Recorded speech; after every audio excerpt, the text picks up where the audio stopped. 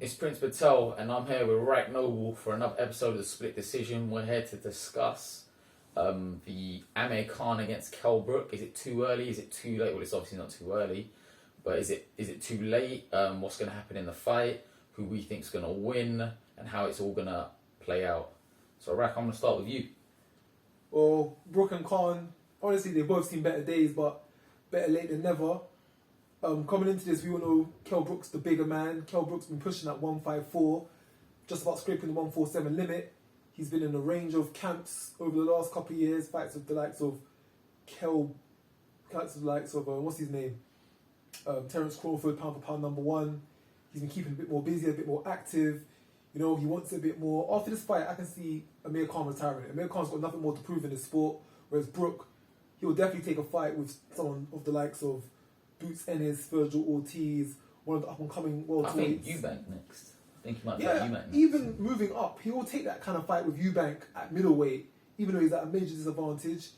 He will do that, but I don't see Khan doing that. So I think there's a lot more out there if Kell Brook was to win the fight, whereas Amir Khan, like I said, he will ride up into the sunset. He's got his businesses, he's got his charities, he's got his philanthropy work. So Brook will probably blow the rehydration clause, take the fine, just to know that he can come in as good and strong as he wants, win the fight, knowing that he's got another payday lined up. Khan has already said that he wanted it to be at 147 because after this fight he's going to be campaigning at welterweight. So to me it sounds like Khan does want to continue. Do I think he has the capabilities of continuing at the top level? I don't think he does. Even when in his last fight, because he's very inactive, in his last fight he fought on the same card as I fought on in Saudi Arabia in 2019. He fought an undersized Billy Dib. Billy Dib, to me, obviously was never in looking like he was going to win the fight, but there was a point where I thought Dib caught him and didn't hurt Khan, but shook him a little bit. So it tells me that his punch resistance has gone. I think if the fight should really be both of them, I think at the moment their punch resistance has both gone. Well, to be fair, Amir Khan's punch resistance has never been great, but yet he's always weathered the storm. Even when he was campaigning at lightweight, at Commonwealth level, he was still getting put down by domestic level guys, but he'd always find a way to get back into the mix and always find a way to even go on to win the fight. Whereas Brook wasn't a fighter who was often getting put down. So when Brook now gets hurt, it's a shock to his system. I think even with Khan though, like a lot of people say, oh yeah, he's got no chin, his glass chin, all that. I think sometimes it's down to how you make the weight, because some of the punches he was taking off Madonna would take a guy out cold. And against Madonna, I'm not saying he firmed every shot because he was hurt in the fight, but he was able to fight back rather than fall over. With the Madonna fight, you can tell when Khan was hurt. He did everything but go down. You could tell when Khan was hurt, and he was hurt quite a few times in that fight. He weathered the storm, he finished the rounds, but definitely you could see his resistance of being punched compared to Madonna's was nowhere on the same level. I still think though the fight's a massive fight. I know it's very late. I think it's gonna make, I think, top 3 probably British pay-per-views. Oh yeah, definitely. It'll definitely top 3, top 2. It'll definitely be in the rankings of top British pay-per-view sales of all time. You've got 2 domestic world champion names who've been in the public light for some time now. Wow. So it's only going to be explosive. How do you think Brook will deal with the rehydration? Do you think he just gets rid of it, that just goes heavy? Like I said, I feel Brook knows that his 147 days are behind him. Well, unless it's for a massive paycheck. Brook's not making 147 unless he really has to. The likes of going up to 154, the likes of even taking a fight with the likes of Eubank Jr. on Boxer, because that's another big freak money fight that they'll be willing to pay out for. I think, if I'm honest, Brook blows the weight, blows the rehydration, comes in at whatever he wants, does the business on Khan, knowing that he'll have another pay-per-view blockbuster, possibly with Eubank, lying straight up afterwards. So Khan's currently in Colorado. He's training with Terence Crawford. Terence Crawford has beat both Amir Khan and Kell Brook. Mm-hmm. Do you think the fight's only happening now because Khan looked at the performance he gave against Crawford, looked at the performance Brook gave against Crawford and saw that Crawford stopped him with a jab? Because that's the initial ending started with, he hurt him with a jab and then followed up. Do you think now he thinks it's the right time to fight Brook and beat Brook, or do you think it's just a fight that people want to see and that's why it's happening? I think it's both, because like I said, for the last 7 to 10 years now, this fight's been spoken about and mentioned. It's just never happened. It was always meant to happen. It was just, when was it ever going to happen? And Crawford and Amir Khan seem to be pretty close. They're working together.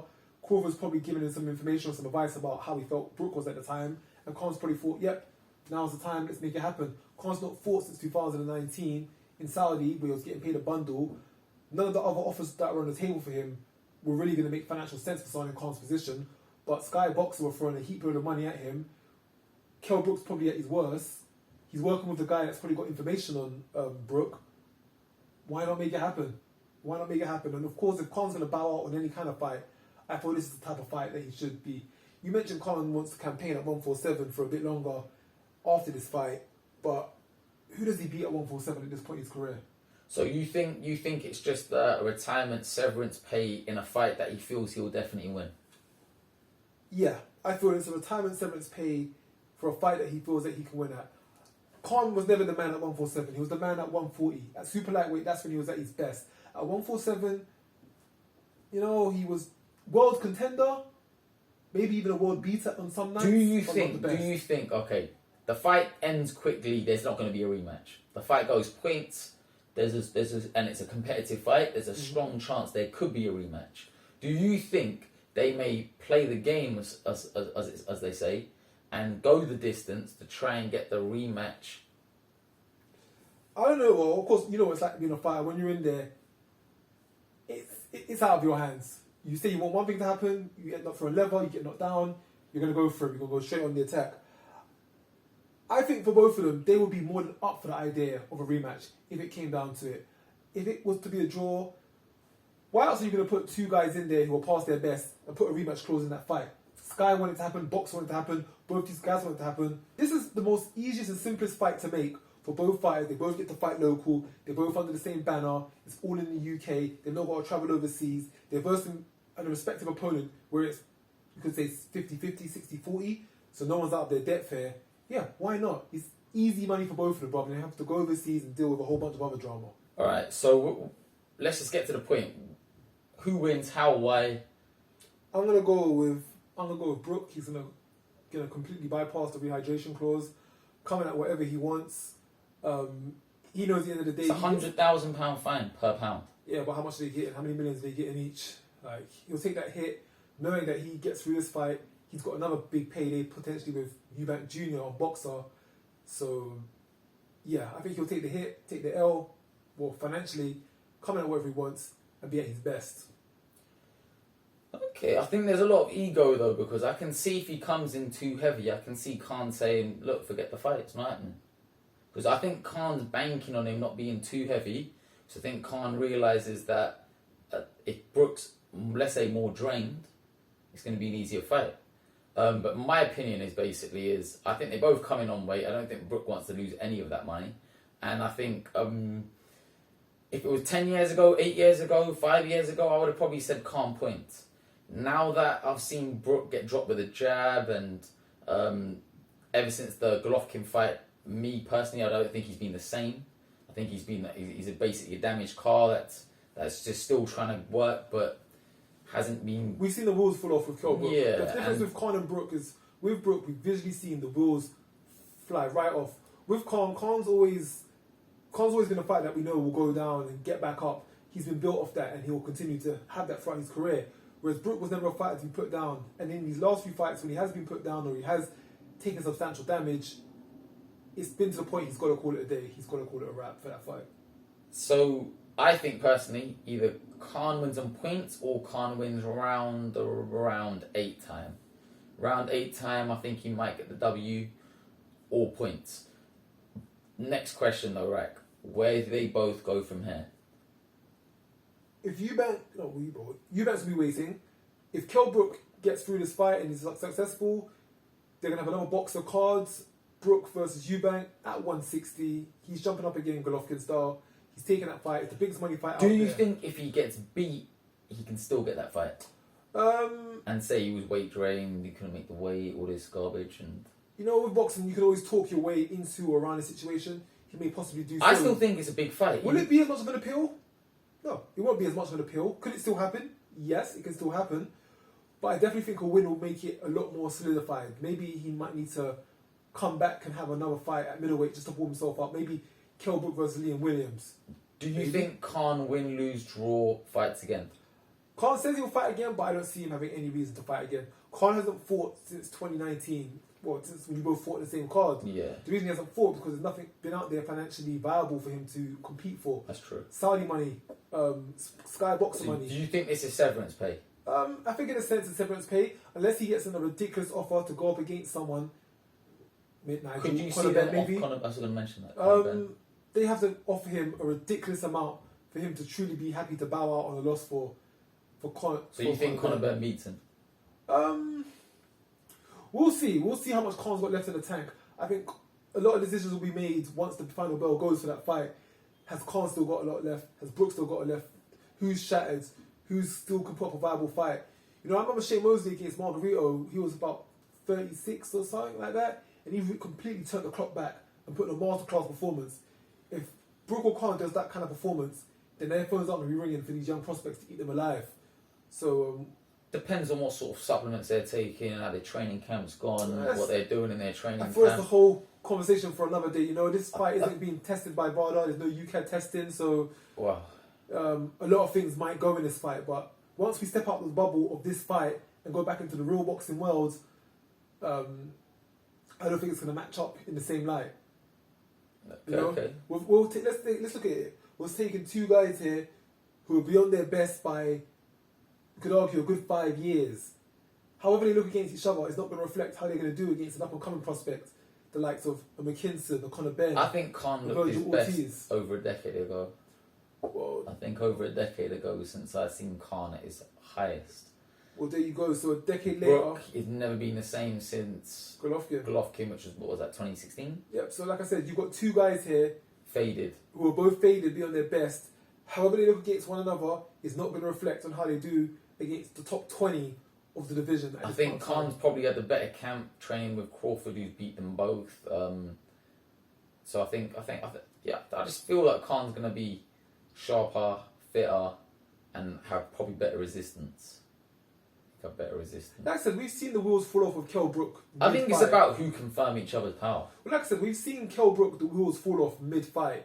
We've not seen that with Khan, and with Khan, if he gets hit, he will be back up. But sometimes we don't have to watch Khan's wheels fall off. Sometimes there's a big explosion and he's gone.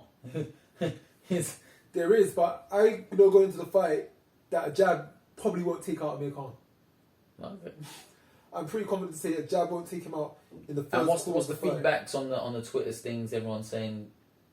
I think the majority are going towards Khan just because, as I said, we've seen the wheels fall off with Kell Brook. We've seen him fall apart on 3 occasions now. Physically, the body just hasn't been able to hold out when it comes to this high level. Not saying that Khan's that high level anymore, but I feel anyone with a bit of sauce left to them will be able to cause them a bit of problems. Okay, so if Khan wins, I can see him bowing out. Clip for this severance pay. If it's a draw, obviously we both know it's going to be a rematch. If Brook wins, technically if Brook wins, it makes more viable fights for other avenues. Yeah, we'll see the Eubank. Because you're not going to see Khan fight Eubank. You're not going to see Khan fight Ben. But Brook will be up for all of those fights. But yeah. I think both fighters would love to get the rematch. I think both fighters... It's an easy fight. It can be made within the camp. It can be made within... But I don't think it's going to be like an agreement where they both touch each other to try and get like a close match. I think egos are going to be there. Khan talks about this sparring session he had with him when they were younger, and the coaches were telling him to use one hand only. You can see there's genuine dislike in one another. Do I think the fight's too late? I'm going to say no. My reason for that is because it's over a decade in the making. Constantly, it's like, imagine you had like a WWE pay-per-view where they were building up a match for so long. Sometimes the crowd can get bored with it. Sometimes the crowd can buy into it. I think people are going to buy into this because the fight was always going to be there. As I said, this fight is in a bubble. It's in a time bubble because Brook and Khan are both age, and whatever happens in this fight, you can't use it as a reflection on how they're going to be on with any other fighter in the division. It's also a time bubble because everyone in the UK, and only in the UK, cares about this fight so much. You go to another country, you go to another part of the world. They don't really care. No, they don't care at all. I think though, if Khan loses, definite retirement. I think if Brook loses, he'll try and get the Eubank fight. I agree with that. And within the UK, this is a big fight. It's a big occasion. We're all going to be tuning in. We're all going to be watching. Brook win. He'll go and continue to fight another day. Khan. And you think Brook does win, and how do you think he wins? I think Brook will win later round stoppage. I see Brook taking the win. I think it's going to be a mid to late round stoppage. I think Khan's going to come out. He's going to be competitive. He's going to give it a go as much as he can do. But I think Brook's going to come in heavy and just have too much to live for in this fight. Like I said, the Eubank fights down the line at middleweight of boxer. He still wants to earn paydays. He still wants to earn purses. He still wants to pursue a career in boxing. So I think Eubank. I think be in picture. I think Khan points, competitive, 8 rounds to 4 maybe, or maybe Khan stops him about round 8. I think you say I know Brook's got more hunger because he might think of the future fights with Eubank and stuff like that. I still think the fights with Eubank can happen, win, lose, draw, whatever. Khan, on the other hand, I think there's more of the ego. I think Brook's always been in his shadow, so there's going to be ego from Brook as well. I wouldn't be surprised if Brook does come in heavy to try and get an advantage over him. There's a lot of ego involved here, and should be a great fight. It's going to make big numbers on the pay-per-views. I'm assuming it's going to hit top 3 UK pay-per-views of all time. Oh, definitely. We've got 2 established guys in the UK, 2 world champions, 2 guys that have been having the most of their career on Sky Sports, fighting again on Sky Sports. It's amazing. It's going to be a top 3 pay-per-view sellout. Definitely. And it's a fight that is involved in the bubble. You know, whatever happens in this fight, you can't then relate it to any other fights or any other fighters that are going on in this period of time. That's true. Only people in the UK care about this fight. To us, it's a big deal. It's a great big fight. It's 10 years late, but it couldn't have come any sooner. We're still all up for it. Any other part of the world, part of Europe, no interest. But we, in this little bubble, We care. It's a big fight to us. This is a world title level fight. Okay, so there you have it. Rak says Brook, the Prince says Khan, and that's us out.